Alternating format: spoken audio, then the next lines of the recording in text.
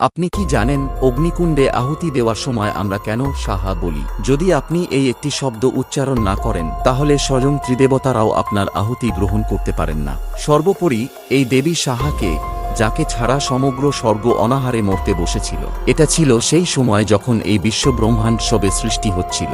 একবার কল্পনা করে দেখুন, হাজার হাজার ঋষি পৃথিবীতে বসেছিলেন, অগ্নিশিখা আকাশ ছুঁয়েছিল, মন্ত্রের প্রতিধ্বনিতে দিক কম্পিত হচ্ছিল এবং হাজার হাজার কিলোগ্রাম ঘি ও শস্য আহুতি হিসাবে নিবেদন করা হচ্ছিল। কিন্তু আকাশের উপরে, স্বর্গে ছিল নিস্তব্ধতা।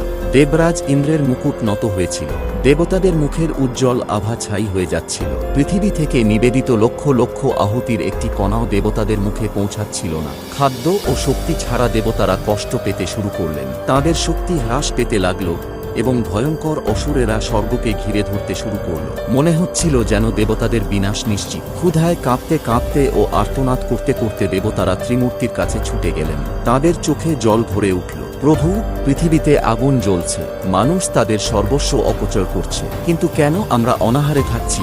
তখন ত্রিমূর্তি এক ভয়ঙ্কর সত্য প্রকাশ করলেন, যা দেবতাদের কাঁপিয়ে দিল। তারা বললেন, দেবতারা, অগ্নির তোমাদের নৈবেদ্য পুড়িয়ে ফেলার ক্ষমতা আছে, কিন্তু তা তোমাদের কাছে পৌঁছে দেওয়ার কোনো উপায় নেই। অগ্নি কেবলই আগুন, কোনো ডাকটিয়ান নয়।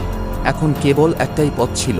কাঁদতে কাঁদতে দেবতারা গোলকের দিকে ফিরলেন, যা এই ব্রহ্মাণ্ডের সর্বোচ্চ বিন্দু, 14টি জগতের ঊর্ধ্বে, যেখানে পরম সত্তা ভগবান শ্রীকৃষ্ণ বাস করেন।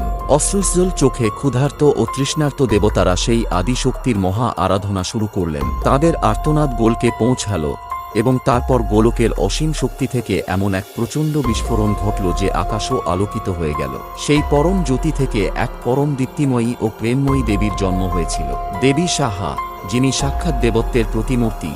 দেবতাদের জীবন রক্ষার জন্য অগ্নিদেব ও দেবী সাহার মধ্যে এক মহাজাগতিক বিবাহ সম্পন্ন করেন। যখন তাঁরা মিলিত হলেন, তখন গোলক থেকে পরম ব্রহ্মের এক জোরালো প্রতিধ্বনি বেজে উঠল, যা বিশ্বব্রহ্মাণ্ডের সংবিধান রচনা করে দিল। এক ঘোষণা করা হলো, আজ থেকে পৃথিবীতে জ্বলন্ত যে কোনো অগ্নি, যে কোনো যজ্ঞ অসম্পূর্ণ থেকে যাবে যদি না কোনো ব্যক্তি সাহা বলে আহুতি নিবেদন করেন।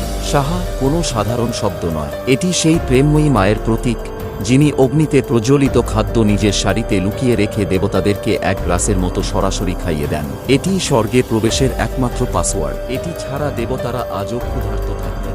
যদি দেবী সাহার এই আত্মত্যাগ এবং সনাতন ধর্মের এই অচিন্তনীয় রহস্য আপনার হৃদয় স্পর্শ করে থাকে, তবে আপনার পরবর্তী আহুতির আগে মন্তব্যে সম্পূর্ণ ভক্তি সহকারে জয় দেবী সাহা লিখুন।